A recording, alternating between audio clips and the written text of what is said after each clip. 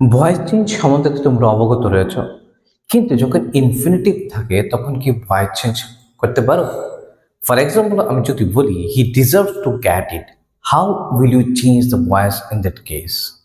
Do you know it? If you don't know, then this video is for you. So, welcome to this video. দেখো, এই ক্ষেত্রে এটা কি exceptional cases voice চেঞ্জের ক্ষেত্রে। Voice ক্ষেত্রে আমরা সাধারণত সাবজেক্ট অবজেক্ট করে দিই, অবজেক্ট সাবজেক্ট করে দিই, অক্সিলারি ভার্ব লিখতে হয় আর ভার্বের ফার্স্ট পার্টিসিপল লিখতে হয়। কিন্তু এই ক্ষেত্রে তোমরা কি হবে, ধরো একটা সেন্টেন্স রয়েছে হি deserves to get it. Now, how will you change the voice in that case? It is definitely in active voice. Now, you have to make it passive.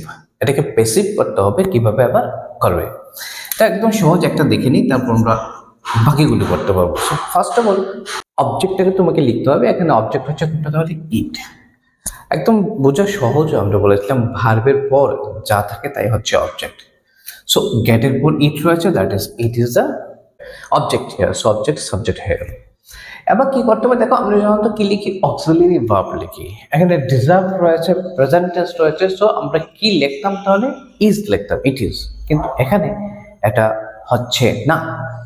এখানে কি করতে হবে, কেন হচ্ছে না প্রথমে আগে জেনে নিই। কারণ হচ্ছে এখানে ইনফিনিটিভ রয়েছে to get, this is the striking fact.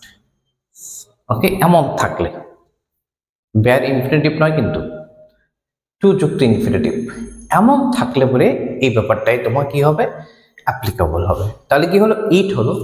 তারপর তোমার কোনো কাজ নিয়ে দেখে দেখে লিখে দাও deserves, it deserves, right.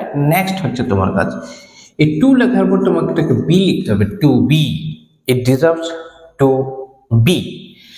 Next you have to write down the past participle form of get. গেটের পাস্ট পার্টিসিপল কি হয়, গট অথবা গটেন, যে কোনো একটা লিখতে পারো।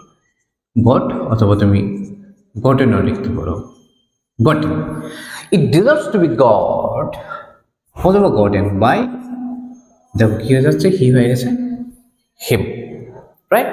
Very simple. কিন্তু গঠন আবার মোটা মোটা বোঝা গেল, আর কয়েকটা যদি আমরা এক্সাম্পল নিয়ে নিই, then it will be clear to you, না একদম পাকাপোক্ত হয়ে যাবে। চলো চলো দেখে নিই। দেখো এখানে রয়েছে he has to do this.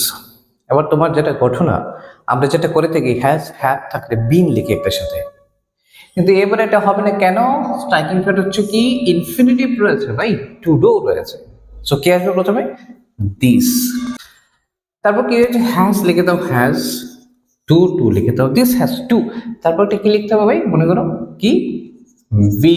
Okay, this has to be. Then verb should be in past participle form, that is do হয়ে যাবে, ডু ইট ডান বাই কে, হিম, রাইট। এবার আরেকটু ক্লিয়ার হলো তো? চলো আরেকটা এক্সাম্পল নিই, আরেকটু ক্লিয়ার হয়ে যাবে। না, look at this sentence, you need to go there. কিভাবে করবো, সেম একই ঘটনা, অর্থাৎ কি রয়েছে, টু গো রয়েছে, দ্যাট ইজ ইনফিনিটিভ রয়েছে।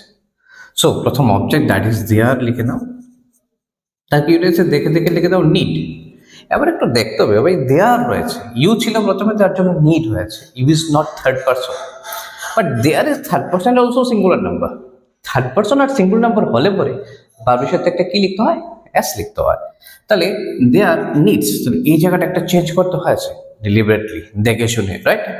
সো দেয়ার নিডস, বাকি চেঞ্জ লিখে তো টু, তারপর একটা কি লিখতে হবে, B. After that the past participle form of the verb, that is go হয়ে যাবে গন বাই, ইউ তো ইউ থাকবে ভাই, ইউ চেঞ্জ হলো না, ইউ একটা ঘাড়গাড়া, কথাই শুনে না।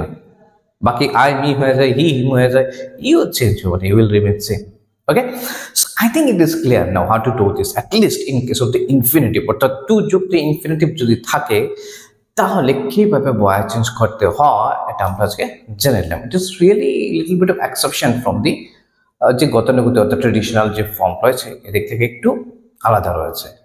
But yes, you can do it, I think, now. So thank you very much for watching this video, and keep watching the other videos too, and always keep practicing. Thank you.